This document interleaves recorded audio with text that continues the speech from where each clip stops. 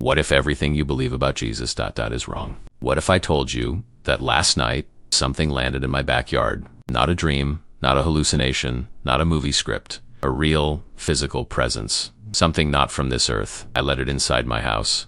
And then, it did something no one could have predicted. It asked to speak with Jesus. Let that sink in for a second. An alien, in my living room, asking to speak with Jesus Christ. You might think I'm crazy, or lying, or both. But what? Or not? What if you're about to hear something you were never supposed to know? Because what this being told me, it didn't just shake my faith. It rewrote everything I thought I understood about God, prayer, heaven, and even myself. I was just an ordinary man, a mechanic, divorced, 62 years old, living alone in Montana. I didn't go to church anymore. I had prayed, begged, cried, and nothing ever changed. Until that night, there was a storm, the kind that makes the air hum like it's holding. A secret, then a sound, not thunder, not lightning, deeper, like the sky itself cracked open. I thought it was just a tree falling in the field behind my house, but when I looked out the window the next morning, I saw it, shining, silent, impossible, a ship, not of this earth, and standing beside it, something watching me. I should have called the cops.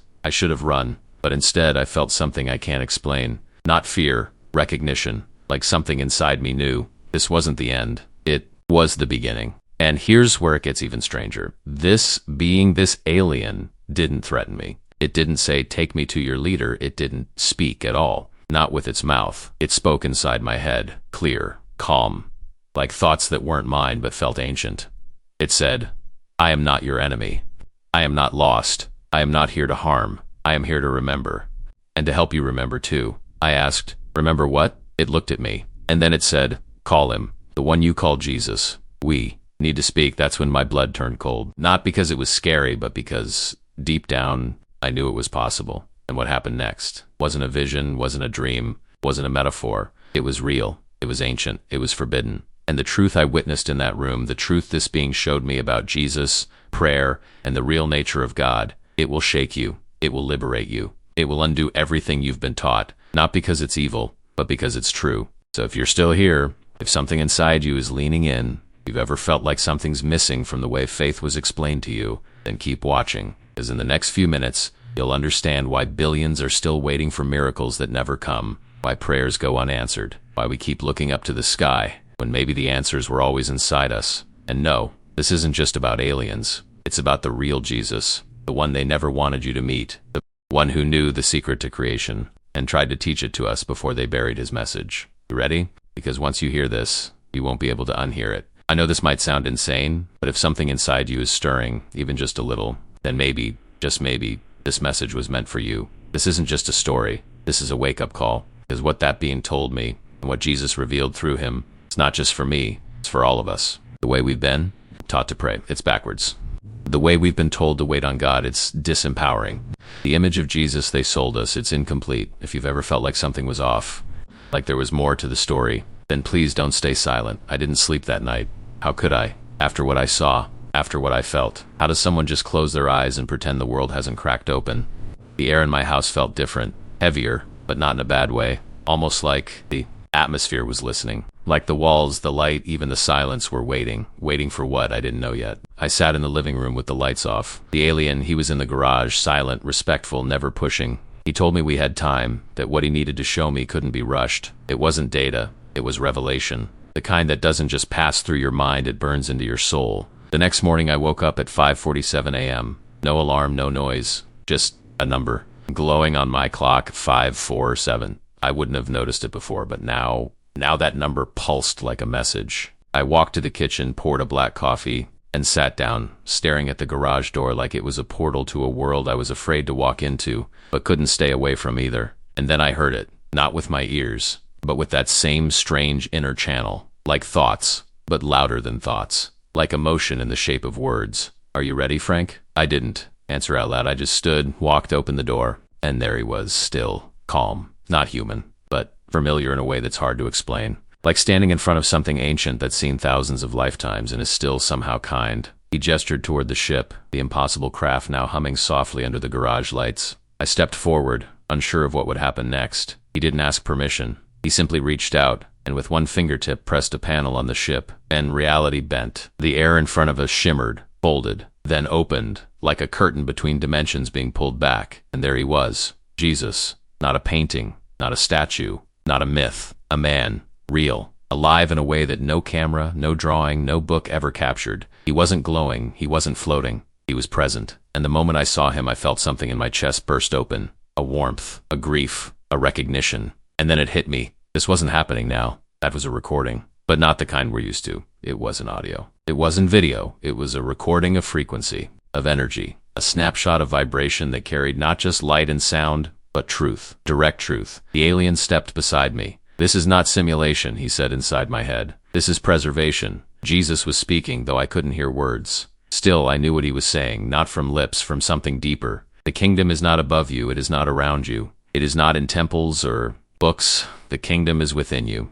I had heard that verse before, many times, but this was different. It wasn't poetic. It was literal. I stood there paralyzed. I'd spent 62 years looking up at the sky, wondering if God was listening, wondering if my prayers were disappearing into silence. But now, Jesus was telling me that God wasn't far. He was in me. He was in all of us, and we were never separate. The alien changed the frequency. Another scene appeared. Jesus with his disciples. No pulpit, no temple, just earth and people and truth. And then he did something. He reached out, touched someone who was sick. The moment their hands connected, I saw it. Not just the touch, but the exchange. Like energy flowing, golden and warm. One field lifting another. It wasn't magic. It was alignment, you see, the alien said. He did not force healing. He activated what was already inside them. They just needed someone to believe for them before they could believe for themselves. I felt dizzy. My whole life I'd been taught to beg God, to cry out, but Jesus, he didn't beg, he thanked. Before the healing, before the miracle, before the multiplication of loaves. He gave thanks as if it had already happened. Gratitude before evidence.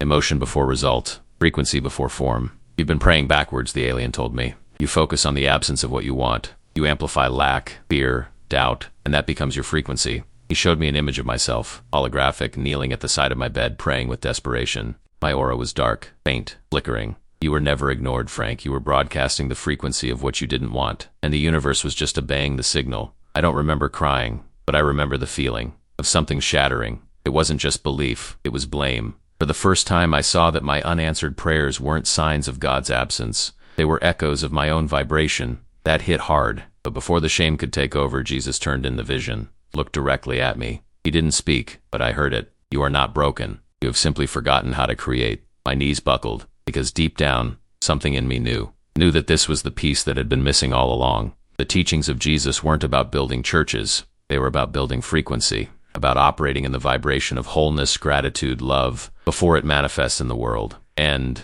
now, standing there inside a dusty garage with an alien at my side and a holographic memory of Jesus in front of me, I realized something terrifying. I had always had the power, but I had always handed it away. If you're still watching this, if something inside you is breaking open, even just a little, tell me, comment below. I was never separate, or the kingdom is within me. Say it out loud, write it down, let it imprint. And if your heart is stirring like mine was, hit that like button so others can find this too. Subscribe and stay close. Because what happened next was something I still don't have words for, but I promise you I'll try. Comment below. I'm ready to remember just those words. Let them be your declaration, your signal to the universe. And if this message has touched you in any way, even if it confused you, challenged you, made you think, hit the like button. It tells the algorithm this truth matters, that these are the conversations we need to be having. Subscribe and turn on notifications, because what you're about to hear in the next chapter will take you deeper into the mystery, deeper into the truth they tried to hide. I didn't move. I couldn't. Something about those eyes, even in the projection, made my body feel weightless and heavy at the same time.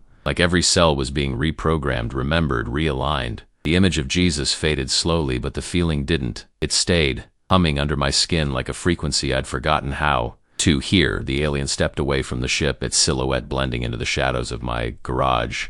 It didn't say anything at first, just stood there, respectfully silent, like it understood I needed a moment, or 1,000. And I did, because when someone shows you that your entire life was built on a misunderstanding of power, the power of God, the power of prayer, the power of your own thoughts, you don't just go back to making coffee and checking your phone. You sit with it, and that's what I did. I sat on the old workbench covered in dust and tools and pieces of engines I never finished fixing. And I realized I had been doing the same thing to my life, fixing bits and pieces, but never getting to the engine, never daring to open the hood of my beliefs. I remembered something the alien said earlier. Something that didn't hit me at the time but now rang in my bones like a church bell inside my chest. Jesus didn't pray with hope. He prayed with certainty, not because he was special, but because he remembered who he was. And now I was starting to remember too. I looked at the alien finally breaking the silence. So that was real. That was Jesus, really Jesus. Then what now? What am I supposed to do with that? The alien tilted its head slightly. There was a stillness in its body, but something in the air moved, almost like its presence shifted the molecules around us. Understand the formula, it said in that strange inner voice. Thought creates, emotion amplifies, certainty manifests. I repeated it. Thought creates, emotion amplifies, certainty manifests. And then I laughed, not because it was funny, but because it was so painfully obvious. I had done the opposite my entire life. I thought about what I feared. I amplified it with emotion. And then I wondered why it kept showing up in my reality like clockwork. The alien stepped forward and opened a small compartment on the side of the ship. From inside, it pulled out something that looked like a glowing stone about the size of a coin, smooth, cool, pulsing faintly. Take it, it said. It will help you see what your thoughts are doing. I hesitated. See how? You will know. It doesn't show you symbols. It reflects frequency. I held it in my palm. It felt alive. He told me to go about my day. Don't force anything. Just observe. Watch what I think, feel, react to, and more importantly, watch what shows up. It sounded simple, but it wasn't, because the moment I walked out of that garage, everything became a mirror. Every word I spoke, every quiet judgment, every complaint, the stone in my pocket would warm up, pulse, shift, not with color, not visually, but vibrationally. The more I noticed it, the more I realized something brutal. I was creating everything, not deliberately, not with intention, but with repetition, with stories I told myself over and over again. I'm always alone. No one understands me. Nothing ever works out. This is just how life is. Every one of those thoughts was a seed, and I had been watering them for years. And then one moment changed everything. I was driving to town just trying to clear my head, and I stopped for gas. While I was waiting for the pump, a woman I didn't recognize walked past me, talking on the phone. She laughed, paused, and said, "I swear, if I see the number 47 one more time today, I'm gonna scream." I froze. The air around me shifted. I reached into my pocket. The crystal was vibrating like a heartbeat. It was happening again. The same number I'd manifested just days earlier, now showing up again, unprovoked, unsought, in someone else's mouth. I walked back to my truck in a daze. My hands trembled as I sat down, and I whispered to myself, "This is real," because it had to be. There was no other explanation. And then I remembered what Jesus said in that holographic frequency. Your faith has made you whole. Not God fixed you. Not I made it happen. But your faith, your belief, your frequency, your alignment had opened the door. And maybe, just maybe, I had started to open mine too. But it wasn't all beauty, because with awareness comes responsibility. And suddenly all the things I used to blame, luck, genetics, circumstances, God's will, vanished like smoke, and all that was left was me. It was overwhelming, not because I didn't want the power, but because I finally realized I'd always had it, and I had wasted it. I broke down that night, sat on the edge of my bed in the dark, holding that warm crystal like a lifeline, and asked the question I had been avoiding. If I created all this pain, can I really create something better? And that voice answered, not the aliens, not Jesus, mine. And it said, yes, but not with fear, with focus,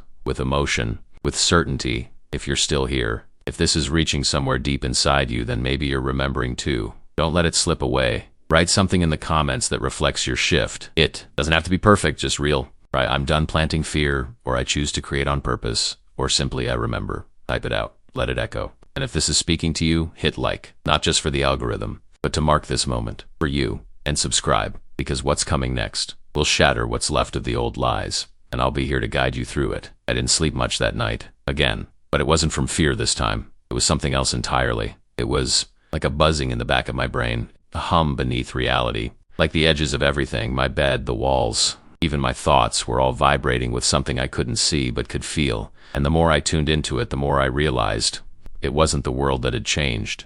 It was me. The garage was silent when I stepped in that morning. The ship was still. The alien, he was already awake, standing by the open panel again, as if he never needed rest. Or maybe he did, just not the way we do. He looked at me, no words necessary. He knew I had reached some kind of threshold. That moment the seed cracks, not because of pressure from the outside, but because something inside has finally decided to grow. I stood there for a long time trying to find the words, but all I could manage was, I need to see more. The alien didn't hesitate. He placed one hand on the ship, and instantly the air shifted again. That now familiar shimmer, like liquid light folding into itself, opened up between us. But this time it wasn't Jesus. Not yet. It was me. Not the me standing in that garage, but the younger me, Frank Morrison, 25 years old, full of anger, cursing into the night after a fight with my ex-wife. The vision changed. Frank at 35, sitting in silence after losing a job I secretly hated but blamed for everything anyway. Then again, Frank at 45, looking in the mirror of a cheap apartment, face hollow, spirit even more so. Each version of me flickered into existence, and I wanted to look away, but I couldn't because I finally understood what I was seeing. These weren't just memories. They were records of vibration, snapshots of frequency, and each one was wrapped in the same thing: blame. I blamed her for leaving. I blamed my boss for firing me. I blamed God for not showing up. The alien didn't speak. He didn't need to. Because in that moment, the truth landed hard. I had lived my entire life as a victim. Not because I was weak, not because I wanted to, but because it was comfortable, familiar, safe. Blaming meant I didn't have to change, didn't have to risk, didn't have to take responsibility for the fact that I was the one planting every seed, through thought, through feeling, through unconscious decree. And now I was being forced to witness the entire garden I had grown in 62 years of mental autopilot. I broke, right there on the concrete floor of my own garage. I covered my face, feeling like everything inside me had shattered. Not just guilt, shame, regret, rage at myself for not seeing it sooner. I didn't know, I whispered. I didn't know. The alien knelt beside me, an act that somehow didn't feel superior but deeply respectful, and said softly in my mind, "You didn't know, but now you do. And once you know, you can never unknow." That hit me harder than anything else so far, because knowing meant I couldn't play the same game anymore. I couldn't blame, couldn't hide, couldn't pretend that the outside world was the problem. The outside was just a mirror, and my reflection had always been shaped by my frequency. The hologram shifted again. This time Jesus appeared, but not surrounded by crowds, not healing or preaching. He was sitting alone, silent, eyes closed, praying, but not like how I used to pray, begging, pleading, apologizing. He was, still, but not empty. His energy radiated certainty, gratitude, love, but the most shocking part? He didn't ask. He thanked the Father as if it was already done. The alien's voice entered again. He wasn't requesting. He was creating. By aligning his inner state with the outer outcome, the frequency of faith. And then something inside me clicked. That verse we all heard growing up, "If you have faith like a mustard seed," wasn't metaphorical. It was mechanical, a formula. And I'd never been taught how to use it, because if people understood this, if we really grasped that faith wasn't belief in the unknown, but certainty in the unseen, we wouldn't need permission to create. We wouldn't need approval. We wouldn't need churches telling us how to connect with God. We'd become the connection. The alien stood and extended his hand to help me up. I took it. My knees shook, not from weakness, but from the gravity of what I had just witnessed. The truth wasn't soft. It wasn't poetic. It was precise, like gravity, like fire. And I understood now why so many people ignore it. Because it's easier to believe you're broken than to accept you're powerful. It's easier to feel abandoned than to take radical ownership. It's easier to hope someone saves you than to realize you were never lost. I asked, voice barely steady. "So, what do I do now?" The alien didn't answer right away. Instead, he walked back to the ship, opened another panel, and pulled out 3 more crystals, like the one I'd already been using. But these shimmered differently, brighter, more vibrant. "One for the morning, one for the day, one for the night," he said. "Use them not as a source of power, but as reminders of it." I nodded slowly, knowing this wasn't just about shiny alien rocks.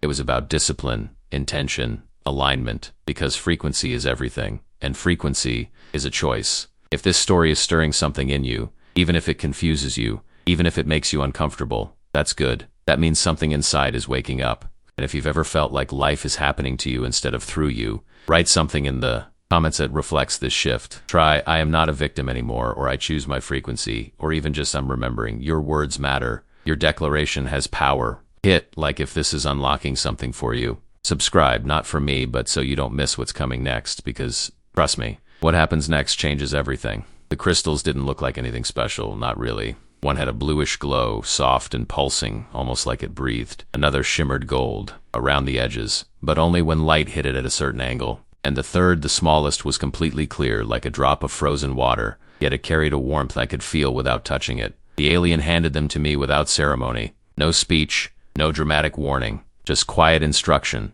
Use one when you wake, keep one on you during the day, sleep with one near your heart. I asked him what they did. He looked at me with those deep, unreadable eyes and replied simply, "They don't do," never mind. And somehow, I understood exactly what he meant. They weren't tools of power. They were anchors to bring me back when my thoughts drifted, when old habits tried to drag me into low frequencies, when fear whispered the same tired lies. "You're still the same man, Frank. This won't last. You'll go back," because that voice was still there. And as strange as it sounds, after everything I had seen, after the holograms of Jesus, After watching my own thoughts manifest into the physical world, that voice was louder than ever. It didn't want to die. The victim, the blamer, the part of me that had built a fortress out of hopelessness and called it home. That night I followed the instructions, placed the gold crystal near the bed, closed my eyes, and tried something I'd never done before. I didn't pray for anything. I just whispered, "Thank you." Thank you for what? Nothing specific. Everything. I imagined what it would feel like to be whole, to be healthy,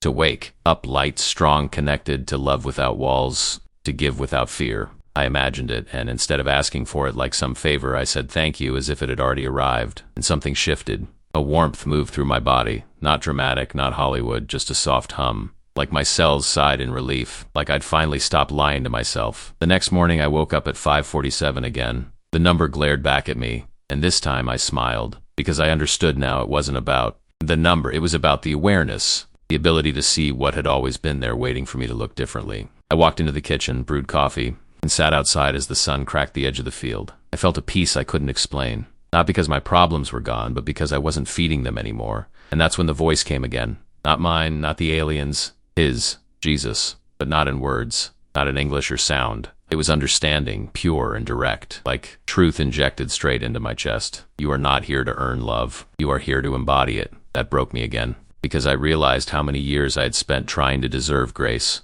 proving my worth, begging to be chosen, not just by God, but by people, by women, by jobs, by society. And now I understood. The love I chased wasn't outside me. It was the fabric I was made of. I had just forgotten, buried it beneath guilt and shame and generational programming. The alien joined me on the porch not long after. His presence didn't disturb the peace. It fit into it like another element of nature. I turned to him and asked, "How many others have you shown this to?" His response came slowly, almost tender. "You ask, fewer believe. Most are afraid of being powerful." And I saw it. I saw humanity through his eyes, beings born in light carrying divine codes, trained from birth to look outside for the answers they were born with, raised to obey, to submit, to doubt their own voice, and worship someone else's. We weren't being punished. We were being lulled, put to sleep by systems that profit off of disconnection. The alien continued. Jesus came to break that sleep, not to be worshipped, but to remind you of what you are. That truth hit harder than anything, because if Jesus came not as a savior but as a mirror, then everything changes. He wasn't trying to show us how amazing he was. He was trying to show us how powerful we all are, and what it looks like when you operate in full alignment with the divine frequency. The kingdom of heaven wasn't a place, it was a state of being, and we were designed to access it from the inside out. I asked the alien, so why hide this? Why isn't this taught? His answer was short, brutal, because empowered humans don't need control, and control is profitable. I swallowed that like a blade. It made sense now. The guilt, the sin doctrine, the middleman between man and the divine. It was never about truth. It was about management, dependency, and suddenly I wasn't angry anymore. I was awake. I stood up, looked at the sky, and whispered a vow. No more waiting, no more begging, no more praying from lack. From now on, I would align first. I would feel first. I would vibrate in gratitude for what I hadn't yet seen, because the unseen wasn't missing. It was simply becoming. And as that thought formed in my mind, the smallest crystal in my pocket pulsed again, not because it was magic, but because I was finally remembering what magic really is. If this part of the story stirred something in you, even a small flicker, don't ignore it. That flicker is the frequency. It means you're waking up. And if you're ready to own your power, speak it out loud in the comments. You don't need to explain, you just need to declare. Try. I'm not chasing anymore. I'm remembering my frequency. Or simply, thank you, as if it's already done. Say it for you. Tap the like button if this felt real to you. Not for me, but as a way of anchoring this message in your energy. And subscribe if you're ready to keep going deeper, because we're just beginning to peel back the veil. The real revelation is coming. I think that morning was the first time I ever truly felt what people call peace. Not the absence of problems, not the stillness of a room, but that rare, holy stillness inside, the kind that doesn't come from circumstances but from clarity, the kind you don't have to chase or earn because it was always there, waiting under the noise. And that's what it was, noise, all those thoughts I used to mistake for truth, the guilt, the doubt, the voice that told me I was too late, too broken, too lost to ever find something real. But now, I wasn't interested in noise anymore. I wanted signal. I wanted alignment. And that's what those crystals were helping me with. Not because they were magic, but because they were honest. If I dropped into an old pattern, if I started thinking in fear again, I could feel them respond. Subtle but real. A warmth if I was flowing. A static-like tension if I wasn't. It was like the universe had handed me a mirror I couldn't put down. But with the clarity came responsibility. Because once you know that your thoughts become reality, that your emotions vibrate into the field and start shaping form, you don't get to blame anyone anymore. Not your parents, not the system, not God, and especially not Jesus, because now I understood what he was really trying to teach us. The alien came back that afternoon. No sound, no fanfare, just appeared on the porch like he'd been waiting for the right moment to deliver the next layer. He stood still for a long time, then finally said, "You've felt it. Now it's time to see it." He led me back into the garage, the ship still humming low like a heartbeat behind steel. He touched the side, and once again, the holographic field opened. But this time, it didn't show the past. It showed me present day, sitting in my kitchen, drinking coffee, silent. But layered over that scene, I saw waves of color. Blue, gold, red, flickering and shifting around me like currents. "What is this?" I asked. "Your field," the alien said. "Your broadcast." I stared, stunned. My body was sitting still in the vision, but the field around me pulsed and danced with every micro-thought. The moment a negative thought flickered in my mind, doubt, fear, insecurity, a patch of gray would flash into the field. And the moment I shifted, even subtly, toward gratitude, self-compassion, or joy, the colors would brighten, expand, harmonize. It wasn't philosophy. It was physics, energy, law. Every being radiates, the alien explained. What you call life is interaction between these fields. Reality is shaped not by the strongest will, but by the most coherent frequency. And just like that, everything I thought I knew about reality melted. All those years I tried to control outcomes with effort, with hustle, with force.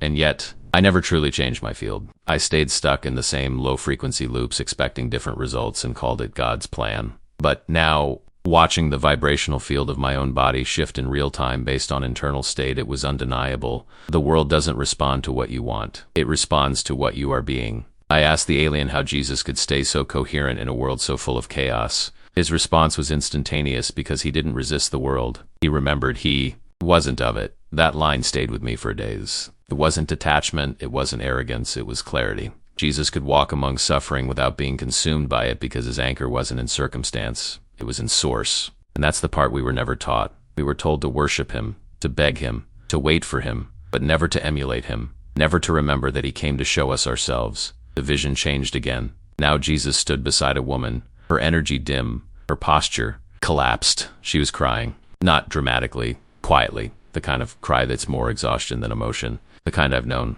He didn't say a word, simply reached out and touched her forehead gently. And I watched as her field, once low and fractured, began to shift, not from outside force, but from remembrance. It was like his energy called her higher, not because he fixed her, but because he held a frequency so strong, it reminded her who she truly was. This, the alien said, is a divine healing, not intervention, activation. The difference hit me like a storm. Healing isn't something done to us. It's something awakened within us when we're finally in the presence of something coherent, honest, and loving enough to hold space for our return. And suddenly, everything made sense. Jesus never demanded worship. He invited remembrance. He didn't teach suffering. He taught alignment. He didn't preach fear. He embodied coherence. But the world wasn't ready, and the message was too dangerous. Because a fully awakened human doesn't need permission, doesn't need control, doesn't need a system. A fully awakened human creates. And that kind of power, it terrifies those who profit from confusion. The alien stepped back as the vision faded.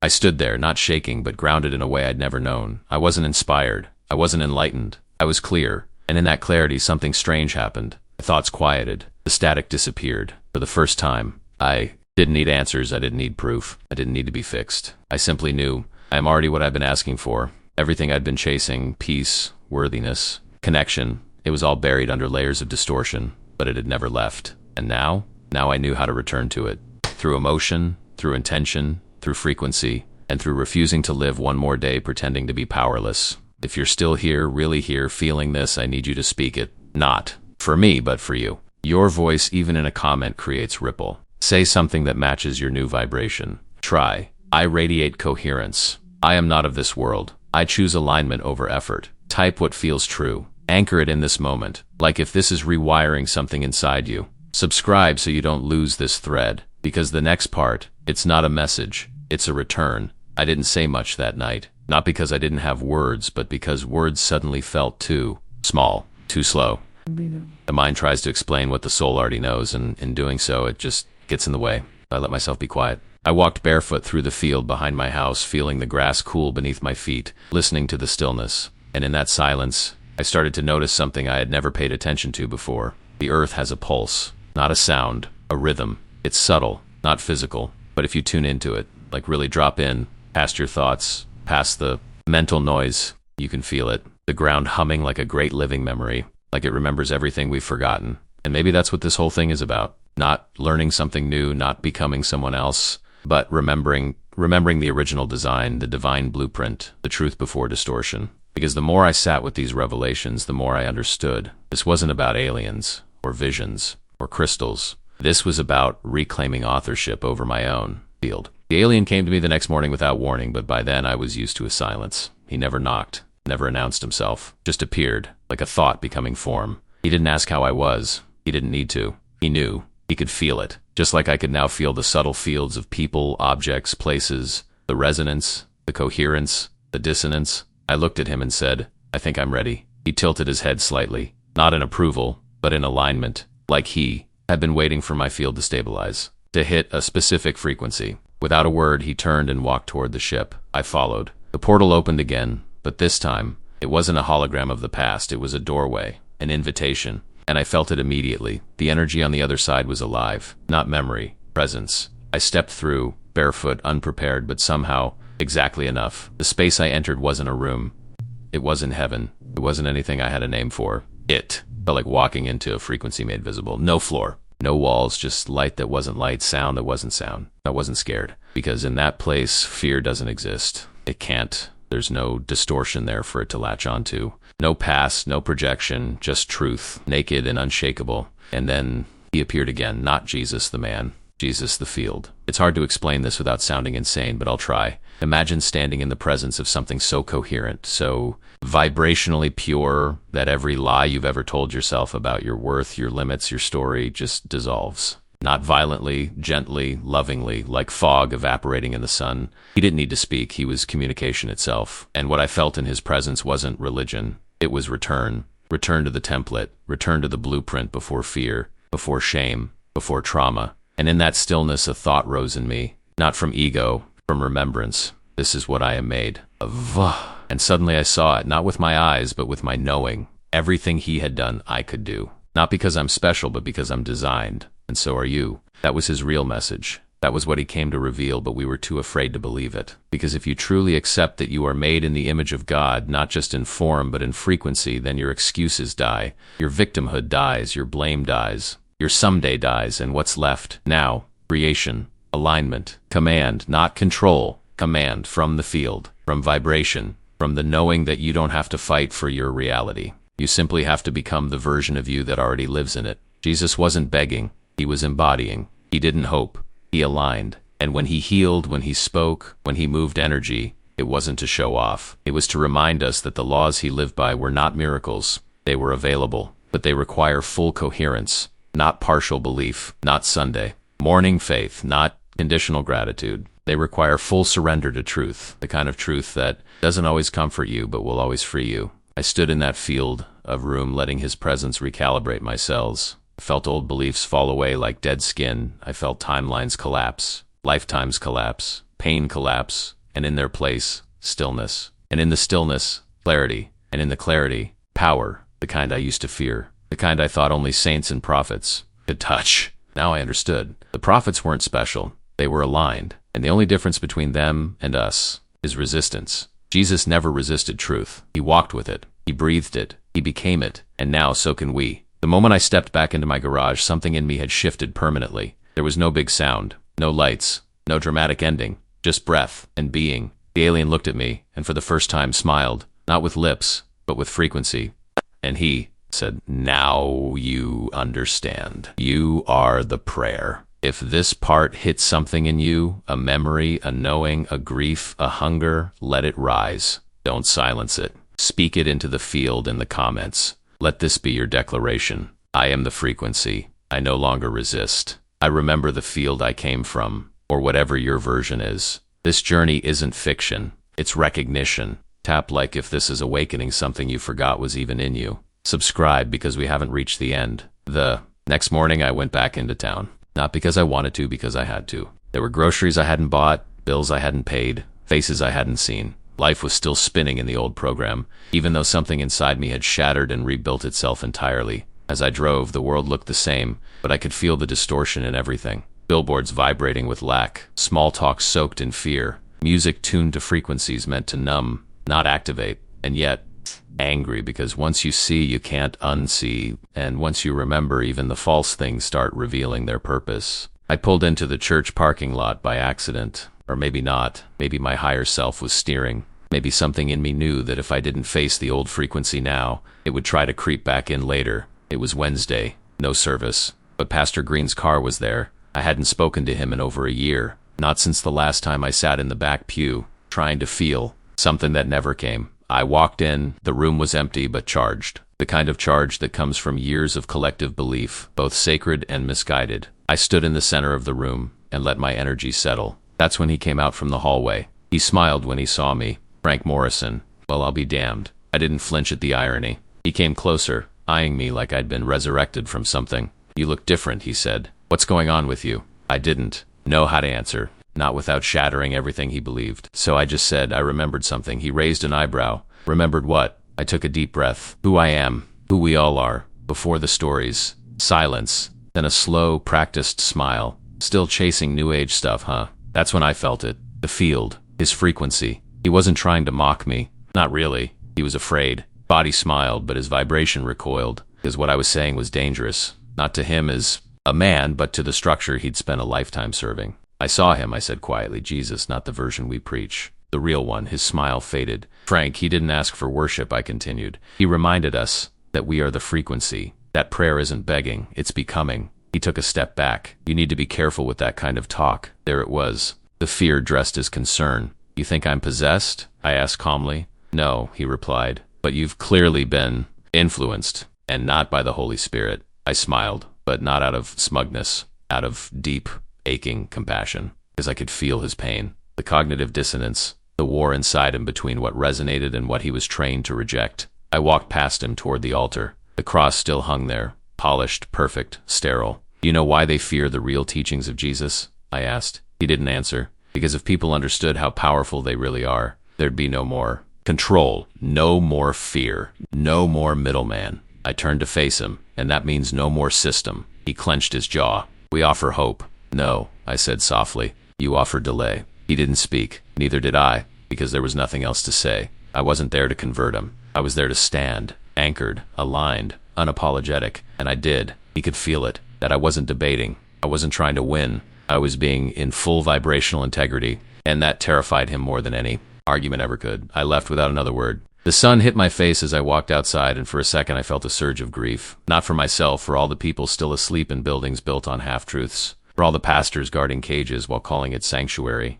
for all the seekers begging for permission to access what was already encoded in them. But I didn't let the grief anchor me. I let it move. I let it teach. Because even pain has frequency, and if you breathe through, it becomes power. That night the alien met me again. He didn't ask how it went. He didn't need to. He handed me a small metallic cube, smooth, weightless, warm. What is it? I asked. He placed it in my palm and said, memory of what you've always been. I held it. Nothing happened, not with my eyes, but my field pulsed. And in that moment I saw my own timeline, not linear, but spiraling. I saw lifetimes stacked on top of each other. I saw myself as a child, as an old man, as a warrior, as a healer, as a monk, as a builder, as a woman, as light. I saw the thread, the same soul through all versions, all vessels. And I finally understood why this moment, this life, felt so heavy. Because this was the life I came to remember in full. No more forgetting. No more loops. No more external authority. Just me, my field, my choice. And with that remembering came responsibility.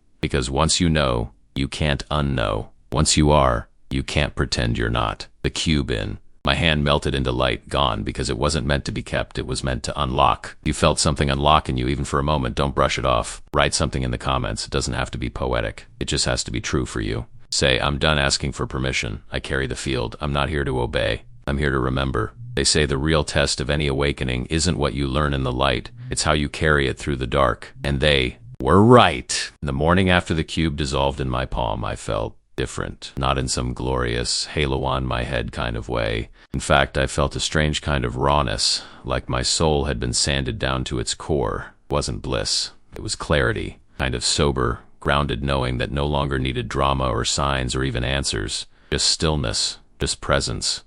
I stood in front of the mirror in the bathroom, same wrinkles, same face, same eyes, but they didn't carry the same weight. There was no performance left, no pretending to be healed or perfect or spiritually advanced, just real, just me. But the world outside, it hadn't changed. Not yet. The phone buzzed for the first time in days. A number I didn't recognize. I let it ring. Then again, same number. Something inside me told me to answer on the third. Frank Morrison. The voice was clipped, cold. This is Special Agent Keller with the Department of National Security. We need to speak with you. Immediately. My chest didn't tighten, not out of bravery, out of knowing. Because when your frequency rises, it sends a ripple. And ripples disturb the waters they move through. They didn't ask. They didn't need to. By noon, 2 black SUVs were parked in front of my house. They weren't subtle. They didn't need to be. Men in black suits stepped out, and Agent Keller, tall, clean-shaven, eyes like mirrors, nodded at me like I was a threat they were trained to neutralize without violence. Sir, we have reason to believe you're in possession of advanced, unregistered technology.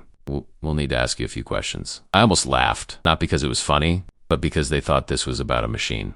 They couldn't understand that what I possessed couldn't be confiscated, because it wasn't from the ship. It was from within me. They searched the property, not rudely, just hollow, like men fulfilling a task they didn't even understand. They moved through the house, the garage, even the shed out back, but the ship or whatever it was gone. Not hidden, not cloaked, gone. Because once the message is delivered, the messenger moves on. That's the law of alignment. Nothing lingers longer than it's meant to. But I think the most powerful moment came not during their questions, but when one of them paused in the garage. He was younger, maybe late 30s. He walked to where the ship used to rest and just stood there, still, quiet, his hand lifted slightly, hovering above the air like he was sensing something. Then he whispered, barely loud enough for me to hear. What was here? I didn't answer, because the truth wouldn't fit in the box they were trained to carry. After they left, the silence in the house felt different, not empty, charged, because now I was carrying something I couldn't hide, not from them, not from strangers, and especially not from the people who once knew me best. My daughter called that night. We hadn't spoken in months.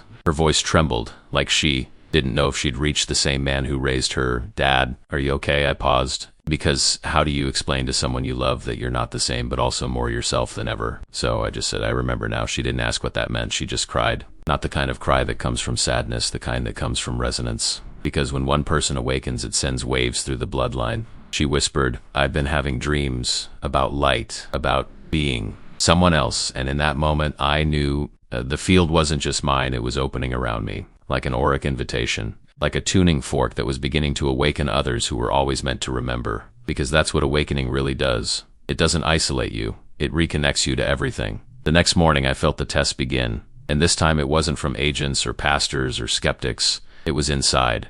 Old programs rising up like smoke. Thoughts I thought were gone. You're crazy. This won't last. You made it all up. That's how the shadows fight back. Not with violence, with subtlety. They whisper. They use your own voice. And in that moment, standing in my kitchen, holding a cup of tea, I realized something I hadn't fully grasped until then. The final test isn't surviving what happens outside you. It's holding your frequency when everything inside you tries to pull you back. That's what Jesus did. He didn't just preach coherence. He embodied it. When they doubted him, when they mocked him, even when they crucified him, he didn't collapse. He held the field, unshakable, unapologetic, divine, because when you stop matching the chaos around you, you start transforming it. And that's the path now. Not hiding, not converting, not fighting, just being. So deeply, so honestly, so vibrationally true, that everything false around you starts to break, because truth doesn't need to argue. It just needs to exist. I went back to the mirror that night, looked into my own eyes again, but this time I didn't see age or failure or history.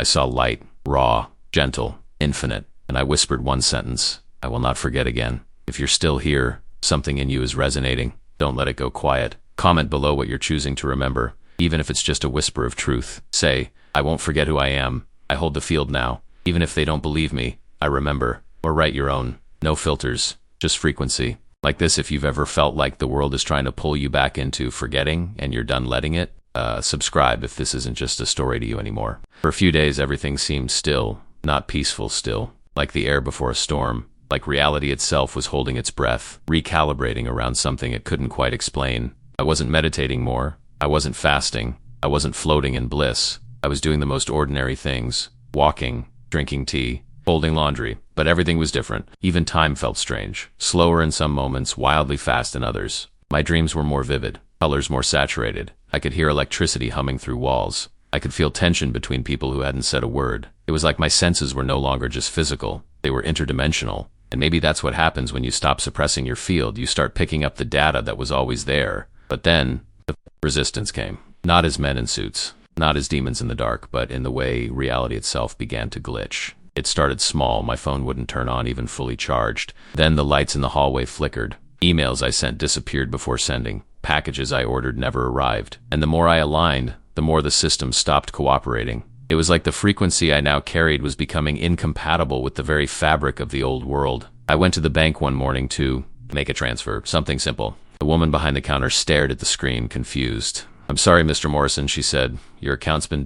restricted." I asked why. She didn't know, just pointed to the screen where a message blinked. Under review, awaiting clearance. I didn't panic, didn't even flinch, because I remembered something the alien had said early on. When the field changes, the false structures will collapse. Not because they're evil, but because they're unstable. It wasn't an attack, it was a shedding. And yet, the human part of me felt it. The pressure, the fear, the temptation to react. But this time I didn't. I didn't argue. I didn't demand. I didn't spiral into stories. I observed. And in that observation, I held the field steady. Because what I'd learned was this. Whenever your frequency rises beyond the bandwidth of your old life, everything built on distortion begins to reject you. Not out of cruelty, but out of energetic incompatibility. People ghost you, systems fail you, machines glitch, even memories begin to reorganize themselves. Not to punish you, to protect your coherence. Because a high frequency being trying to live in a low frequency container is like lightning in a paper cup. It was bound to break. The next day my neighbor came by. An older man, Tom, always friendly, always polite. He looked nervous, awkward. "Frank, a few of the folks in town been talking, wondering what's going on with you." I tilted my head. "You don't go to church no more. You don't come to the store. Folks say you're different." I smiled softly. "I am," he shuffled. "Some are saying you're mixed up in, strange things." I could feel his discomfort, the way fear dresses up as concern. "Tom," I said gently, "do you feel unsafe around me?" He looked away. "No, just unsure." And that's the thing about awakening. Your energy starts to reflect people back to themselves. And if they're not ready to look, they blame you for the mirror. I didn't try to explain. Not this time. I simply placed a hand on his shoulder. No sermon, no speech, just frequency. His eyes welled up almost instantly. Not because I did something, but because my field gave him permission to feel. He left without saying much more, but I knew something had landed. A crack had formed, and sometimes, crack is all the light needs. Later that night, I stood outside in the cold, staring up at the stars, and for the first time in weeks, I asked a question. Not out of lack, out of curiosity. What now? No dramatic voice answered, no alien appeared, but I felt a response, soft, wordless, certain. "You hold until others remember. You walk until others see." And I understood. This wasn't about teaching, or convincing, or saving. This was about embodiment, because words are cheap in a collapsing system. But presence? Presence is the new revolution. I went inside, sat in the dark, let my body rest. And that's when it happened. A wave. Not physical, not emotional, vibrational. It moved through the walls, through the air, through me. It wasn't coming from me. It was arriving through me. Like something collective had just shifted, like a door had opened. And I wasn't the only one feeling it. My phone, the one that hadn't worked in days, lit up. Dozens of messages. People I hadn't spoken to in years. People who had written me off. People who had mocked me. All saying the same thing. I had the strangest dream. I felt something last night. "Are you okay? Something's happening." And that's when I knew the frequency was rippling out. Not just through me, but through the grid of humanity itself. The codes were waking. The veil was thinning. And now we were entering the phase no one warns you about. The collapse of the familiar.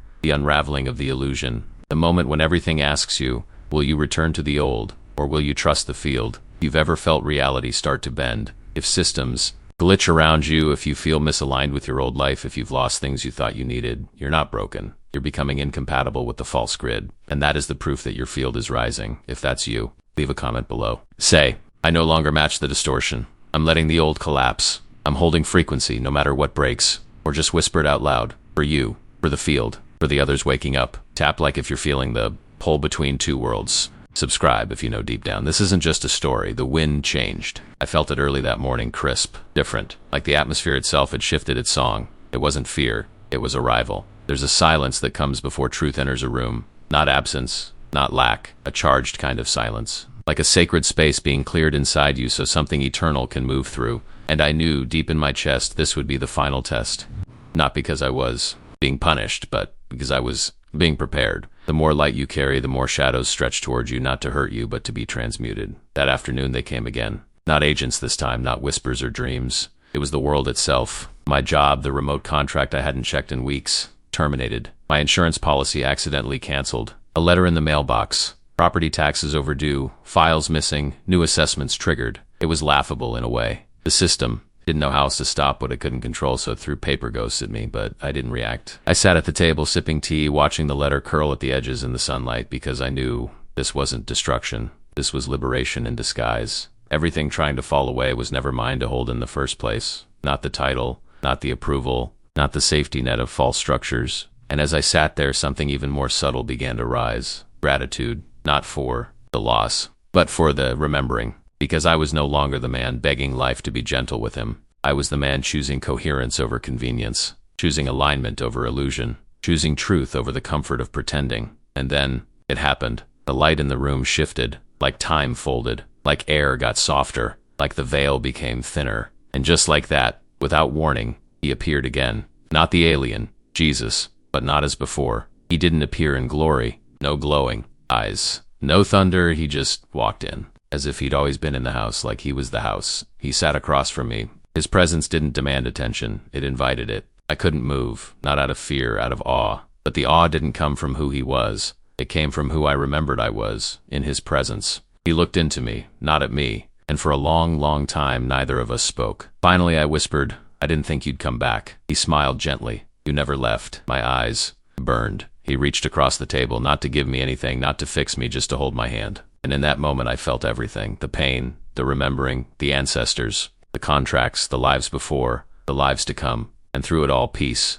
Not the kind that asks questions, the kind that doesn't need answers. He leaned in and said, "They'll try to forget again, so you must remember for them. Not with words, with presence." And then he was gone, not vanished, just everywhere. Because once you truly embody the field, you no longer need to search for it, you become it. The door creaked. I stood up, and for the first time in what felt like lifetimes, I felt ready. Not for war, not for preaching, not even for explaining. I was ready to live the frequency, to hold it, to embody it, to walk like truth was enough. Even when they laughed, even when the systems glitched, even when the world demanded I play small, I wouldn't, because I knew now we're not here to convince, we're here to remind. And if even one person feels something when you speak, if even one soul remembers who they are just by being in your field, that's enough. That's a revolution. That's why you're here. That's why I'm here. That's why you found this story. If you've made it to the end of this chapter, this moment, I just want to say thank you.